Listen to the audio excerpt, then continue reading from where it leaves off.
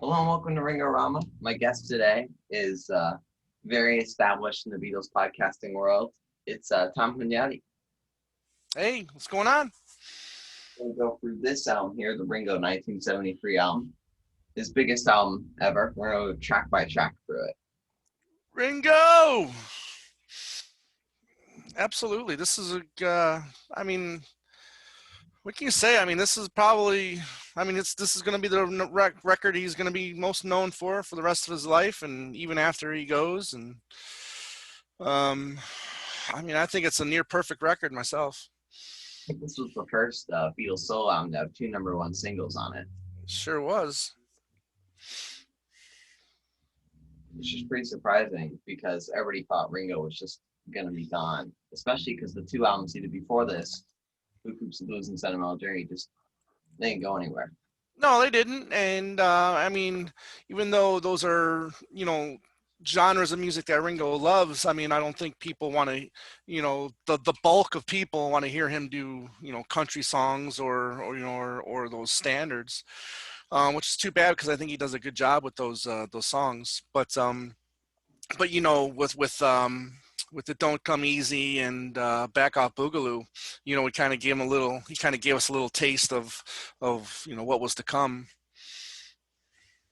Yeah, he had those two hit singles which preceded the album. It was kind of in the Beatles' way of doing a non-album singles. Right, right. And those two, He was focusing on his film career at the time, so he didn't really want to, do an album of rock and roll, songs at that time. For him, just doing, a song here and there was perfectly fine. He was keeping busy with the films. yeah, you go to Ringo the Fourth, and he's completely discarded the first two albums, saying this is his fourth album when it's really six. Right, exactly. Because those first two albums didn't really go anywhere, a lot of people don't realize that, those are really his first and second albums. Yeah, so we're gonna go track by track. So how about we just start with this first track, "I'm the Greatest," which is basically a Beatles reunion song. Right. This was as close as a reunion as you can get. You're looking at Ringo, you're looking at John, George, and then plus you get Billy Preston on organ, which was really cool. And then Klaus Vormann, who does bass on I think pretty much every track on the album. And yeah, I believe this was the track where they were like, oh, let's get the Beatles back together, but let's have Klaus instead of Paul. Paul McCartney was actually, I think he was probably on another one of his drug charges, and he couldn't enter the States. That's true. In the States, I think he was recording Red Rose Fever when this was being recorded. Mm. Right. Well, they ended up working together eventually, so it all worked out. Yeah, he's on this album, and Yes. yeah, Yep. So I'm the greatest. Yeah, I think this is again a great way to kick off the album. I think this was a good song for again all three Beatles knew how to write for Ringo, and I think this was a perfect John song to give to Ringo. Obviously John couldn't have done this song himself, so we give it to Ringo, and I think he does a great job with it. yeah. I mean, the way it is with John doing it, if John did it, people would say he's too full of himself. Exactly, full himself. Yeah. Like Joe Ringo. Right, and I think it's it's again, it's just like one of those kind of comical songs that Ringo's done a lot of throughout his career. And I think it's perfect for him. He's even played it live a couple times, which is surprising because he never really plays his album tracks live. Right. Right. Yeah. So it's yeah. His voice has never really changed, so he should never really have a problem ever doing this song live. you know. Yeah. So the next song on this album, this is "Have You Seen My Baby?" or as the record calls it, "Hold On." Hold on. Andy Newman song, which is a great cover in my opinion. No, yeah, exactly. I was just listening to the Randy Newman version, which really isn't that different, except for the addition of the Mark Bolan guitar, which is phenomenal throughout this whole song. Excuse me. I really dig what Mark Bolan brought to the song, because it just really gave it a little extra, some balls to the song, really. Yeah, you've also got Jim Keltner making his drumming appearance, his first drumming appearance on a Ringo album. He will go on to work on most Ringo albums until Old Wave, and he's even Right. in the All Star '90 tour. Yeah, He's the very first one, right? also kind of, to me, I kind of think that Ringo could have drummed it, but maybe it just wasn't confidence because he was in an interview in the '90s. He was saying that like he didn't have confidence in the drumming, even though he was a rock solid drummer. Right. There were three drummers on the '89 All Star tour. Right, that's true. But and yeah, he does bring Keltner in, and he does use second drummers, a lot. During this time, which is unfortunate because I still think he was really talented. He's still doing some really good stuff. I mean, his drumming on "It Don't Come Easy" and "Back Off Boogaloo" are phenomenal, and it's just him. But I mean, if he felt just he wasn't confident, I mean, Paul's gone through periods of his career where he just hasn't felt confident as a player. So I mean, I guess I can understand it. But I mean, they really pulled out all the stops here for this album. They wanted this album to be a success for Ringo, and I think having Keltner as kind of like a safety net, I think was kind of a good idea. Yes. So third song is this is the hit from the album, "Photograph." It's Ringo George Harrison composition. I think they wrote on a boat somewhere, Mm. and it's really got a lot of people on it. It's really just one of Ringo's most iconic songs. He plays it with confidence. Yeah, absolutely. I mean, you look, again, you got George, you got Klaus, you got Keltner, and you got the great Nicky Hopkins, who, again, I mean, that guy can just, Yeah, I mean, some of the stuff he's done throughout his career is amazing, and what he brought to this song is no less brilliant than a lot of the other stuff that he's done in his career. So yeah, I mean, it's great to have, yeah, and then you got the love. Vinny Um, Poncio. uh, What's that? some stuff like "Same Love" from Flowers in the Area. Like Yes, that's one of yes. the best piano parts, and that's like near the end of his life. Right, exactly. So brilliant piano player there. He'll be back again in another song, but I mean this is like A+ stuff. I mean again, George knew how to write for Ringo as well. I mean this is again well sung song by Ringo, and the whole band, this song is just top notch. Yeah, I try not to play this one though too much because you can get fatigued on this song. George and Ringo were really like a writing team in the early '70s because a lot of these songs, they're Harrison Starkey. Right. Yeah, yeah. Was Back Off Boogaloo. I mean, I know George helped him with that, and I know, there's the squabble about how much George Harrison helped Ringo with "It Don't Come Easy" as well. So, but yeah, I mean, they were a great team at that point in time. I mean, they also worked together on early 1970 as well. Yeah, early 1970. It's probably Ringo's best B-side in my opinion because it Oh, could have been absolutely. a single, and it wouldn't have been as big a hit as it don't come easy, but it would have been a nice, fun sing-along single. Absolutely, I think so. I mean, it's a good song. Plus, I mean, what is he doing? He's singing about the other three, the Beatles. I mean, I think that could have caught on, really quickly. Yeah. Also, it was released in early 1971, which is Right, it's great with the title. right. So moving on to the fourth song, we have "Sunshine Light for Me." This is a Hmm. George Harrison solo composition, and it's got a lot of the members of the band on it. Yeah, I mean they do a great job with the mandolin, the fiddles, the accordions. Um, great job there. You got Klaus on upright bass, which again is really cool. You got. I mean, this is I know I was listening to your Buku's a Blues show the other day, and I can tell that you didn't really care for that album that much. But I love when he does country songs, and this has got that this has a great country feel to it, and I mean do you prefer this country song over everything else that was on Buku's I Blues? mean, Blues the Blues, I just don't really like the production much. Although still, some of Ringo's country songs, like "Crying" off of Ringo's Rotogravure, that's one Right. of his best songs ever. Mm, And a lot yeah. of that stuff from the Vertical Man period that's country. Right. Yep. Exactly. But yeah, I mean, I dig this song. I think his name is Don McLean, from American Pie. He does a really cool version of this song as well. But yeah, I mean, I think this is another really good one. Perfect for Ringo. I would have loved to hear a George version. I wonder if he did a demo of this to give to Ringo, Yeah, or there was that demo of it, Don't Come Easy, that's George. right, right. So, or if they just brought the song in and they just worked on it in the studio. Kind of curious, the origins of this song. So moving on to the last song on side A, this is the second number one hit. Second number one. Can you This believe that? is You're 16, and it's one of the best Ringo, like the production of the song. It's just great. Yeah, I mean again, I mean this album was not going to fail. I mean everybody on this was handpicked carefully, right to the producer Richard Perry, who knew what he was doing. He was really becoming a hot producer at the time, so very capable of taking a song like this and turning it into a Ringo song. I mean, and it's great. I mean, again, Nicky Hopkins, you're looking at Harry on backing vocals.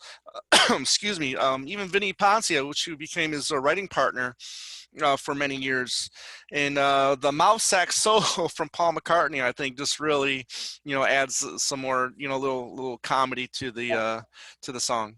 Also, Harry Nilsson, he's the sole backing vocalist in the song. A lot of Ringo songs, I was doing Right, just a little bit of research about Time Takes Time. You've got 20 backing vocalists on one song, right, and Harry Nilsson is doing all the backing vocalists. And Paul McCartney really hits it out of the park with that mouth sax solo. right. Yep. Yeah, no, it's a nice touch for sure, and I'm sure you saw the video from the Ringo TV special Yeah, from I just '78. watching the Agnerat special. Yeah, with Carrie Fisher. Yeah, Yeah, I think that became the de facto music video for the song because I think right, there's exactly. something similar to it on Ringo's YouTube channel. Hmm.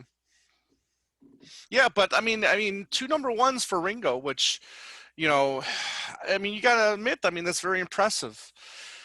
The next one that would get close to it, I believe, would be Paul with Band on the Run later that year. Well, in '74, you had a number one with Band on the Run, and then I think he hit three with Jet. Yeah. So speaking of number three on the charts, we flip it over to side two. We're Right? talking about "Oh My My." This was Yeah. hyped up as a bit of a number one single, but it didn't really hit it. No, I mean, it was still a really good, again, a really good song here with Vinny Poncia, and he's got Keltner with him again on drums. I think this is just another fun Ringo song. I know it's kind of like, oh, very repetitive with the Oh My My's, but I think it's great, and I love the bass line from Klaus Vormann, the vroom, that's going on throughout the whole song. I think it's pretty cool, and yeah, I think he's in fine voice on this one too. So yeah, absolutely. I mean, he could have had another. Would have been funny if he had three number one hits for one album. You know. Yeah, I don't think there is a. I think there must be one that has three number one hits to be the solo album, but it might be. I mean, the closest one I can think to it would be like Double Fantasy. I don't know because there was a lot of release singles from that. Right. Well, I mean, you had starting over, Woman, that were I think were number ones, and then you had Watching the Wheels, which is a good song. It's just I don't think it was as strong as those first two songs. Yeah, you've got a lot of backing vocalists on this song singing the "Oh My My" repetitive chorus. The song's very similar to "Goodnight Vienna" from his Hmm. 1994 album. That Right. pushy piano and stuff. Oh yeah. Yeah. Good point. Good point. Yeah. I mean, you got Billy Preston on here as well. So another great lineup. Vinny Poncia on harmony vocals. So yeah, I mean it's another standout track on the album. So this is in my opinion, this is kind of the low point of the album. This next song, it's Really? Okay. Step Lightly, Hmm. and it's a Ringo only composition, which is the only Yes. one on the album, and it's got a good amount of people on it, and even features Ringo dancing steps. Right. Yeah, I mean, this is almost kind of with the clarinets. It almost feels like one of the, like a standard that he would have done on Sentimental Journey, in a way, and then with the tap dancing a little bit. But yeah, I mean, it's a solo Starkey composition. I think it's a good song. Obviously, I don't think it's one of the best on the album, but not every song is gonna, unfortunately, is gonna be a home run like Photograph. But I think for him to write a song like this by himself, I think it's a good job from him. And then obviously you're surrounding yourself by great players like Klaus Vorman and Nicky Hopkins again. And like I said, I really love the clarinet playing throughout the song, so it's fine. Yeah, it's a good song. It doesn't bring the album down at all. It's still a good song. It's not bad. Right, It's right. there. Yep, I agree. So this could have been a single on its own right. 6 o'clock. This is the next song on the album. Yeah, I mean, yeah, this is another one. I think again, excuse me, Paul knew how to write for Ringo as well. This is kind of almost like a track that took a while for me to grow on me. I didn't like it right away. As a Ringo song, but over the years I've really come to appreciate this song, and now I love it. And I love his singing on it, and I love the piano and the synthesizers throughout this song, because it does kind of have a feel like a granny feel to it, but then you got this techno kind of synthesizer playing throughout it, and it kind of makes it feel retro and current at the same time. And obviously you got Linda Paul on the backing vocals on this, and Klaus. I would have liked to have seen that session, really, to see how to see Klaus on bass, and Ringo on drums, and Paul and Linda in there as well. I think that would have probably been a fun session. There's also the extended version, which in my opinion is the Yes. superior version. Oh, Because that absolutely. Paul McCartney reprise in there. Yeah, yeah. I mean that when you can get more Paul, backing vocals there towards the end of the song, I think I think you might be right. That might be better for sure. So now we go to the deep cut of the album, the Hmm. song "Devil Woman," which in my opinion is it's one of Ringo's best rockers. Oh, absolutely. It really has a powerful feel. It's a composition with Vinnie Poncia of Oh My My, and then you've got basically the same group that's been playing on most of these songs. Pascal Right.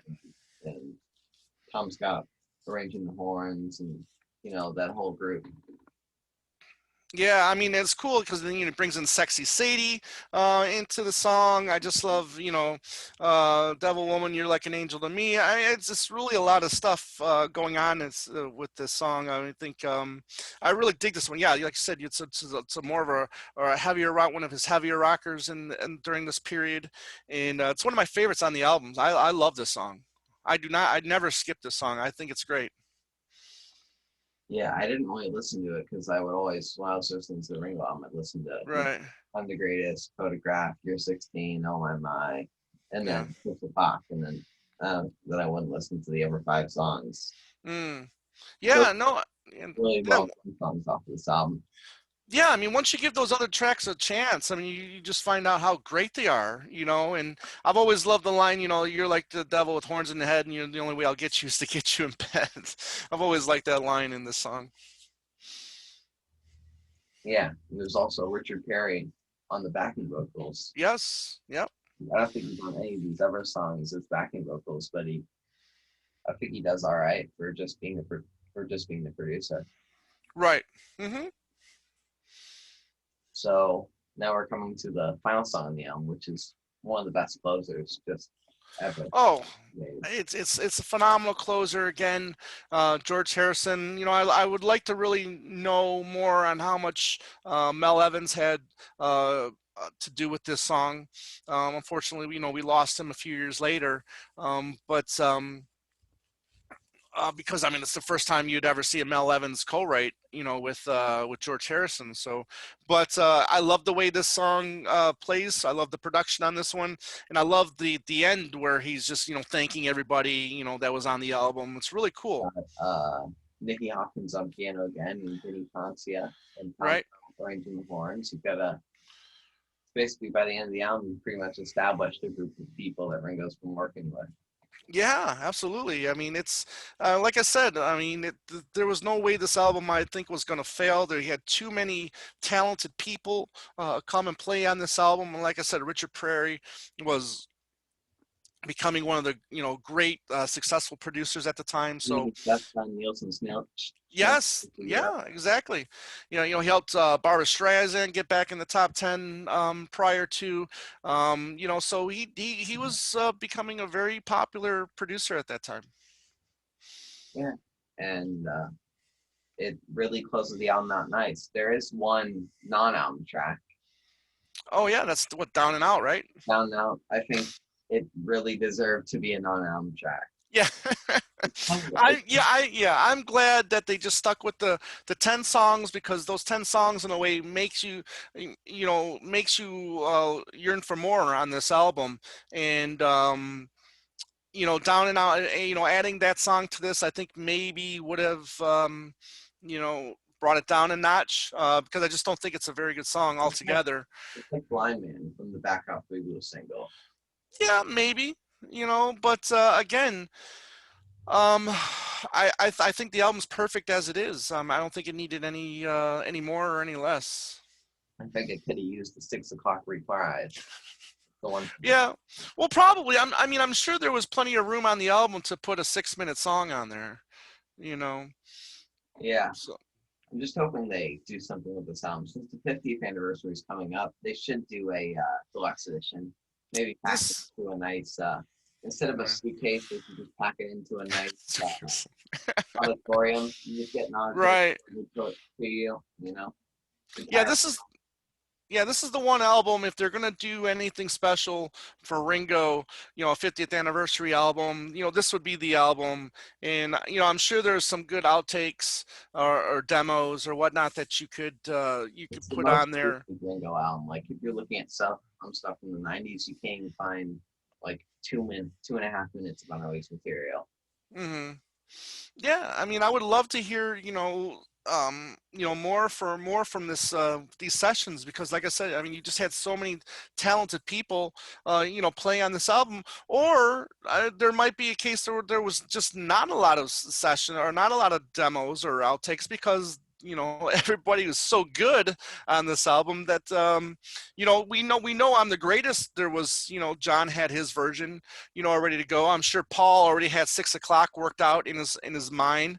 I'm sure they were working on Photograph, and Ringo and George were working on Photograph before the sessions started. So I'm sure a lot of these songs were already worked out before the sessions even started.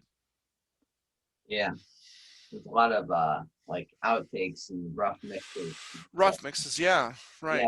in my opinion, rough mixes, unless it's something like on the Flaming Pie set, there's a whole life rough mix. That's a completely different song. Okay, It's got a different band and everything. But right. these rough mixes, it's just kind of the album, but it's not as good. Yeah. See, I would have liked like something like a maybe like an isolated vocal from 6 o'clock, because I think his vocals are really strong on that album. I think that would be something interesting to hear, because they've done some isolated vocal tracks on the on the Beatles sets, and I think I imagine there's a vocal track, one or isolated Yeah, vocal track. on Yeah. these John Lennon box sets that have been coming out recently, you have the Yeah. elements.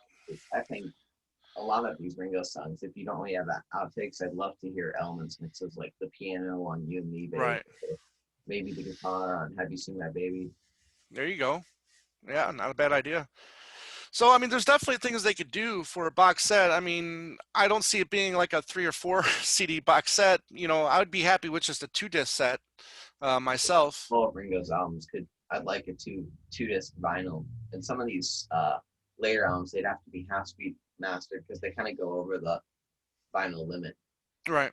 So, what vinyl do you have there? Is that an original pressing? I've not gotten around to getting it. This is like a very bad first press. I've not gotten around Okay. to a better press. But Yeah. it's There you go. that's vinyl. And what's the CD you have of it? This is just the early Capitol CD from the early '90s, I believe. I got a John Lennon CD at the moment, but yeah, I mean, this is, I believe, just from the early '90s. Yeah, Um, I think they never like 91 actually. This was yeah so 91. This was digitally remastered by Larry Walsh, Capitol Recording Studios, November 1990. And then I did pick up the I think it was the 70th anniversary or 75th anniversary vinyl of this and the Goodnight Vienna from Capitol. Yeah, Friday Music does a really good job with Right. those remaster vinyls. I've got one Hmm. for Time Takes Time, and it just sounds really good. But there is it's kind of funny. There is some spelling errors on the vinyl. I I have a an original copy of Stop and Smell the Roses, and they just totally mess up Lawrence Juber's name. Yeah, so This yeah, is a shame. it's a pretty good album. So Yeah. thanks for coming on. Yeah, it was great. Thanks for having me. I look forward to hearing more of your shows. Yeah, I've got a couple good ones coming up. I've got an interview might be out in like a week or so. I recorded it 3 weeks ago, but I've never gotten around to publishing it. I'm working. It's an interview with Okay. some guys who was actually on a Ringo album Excellent. in the Ringo Excellent. video. Oh, can't wait to hear it. Yeah, so I'll see you. I'll see you when. Are you doing the? I know we're filming this on a Wednesday. Do you still do the lives? Yeah, I mean, we're taking a little bit of a break. We needed to take a 2 week break, but we'll be back on the 12th of May to our ranking the tracks, and we'll be doing Memory Almost Full. Oh, Memory Almost Full. That's a great call out. I mean, It was a kind of tough one to rank for sure. there's a lot of deluxe editions that like with Starbucks. They played it in Starbucks just straight for a day. I remember. Yeah. Yep, I bought it at Starbucks. Yeah. Yeah. So peace and love all. Take care. Yeah.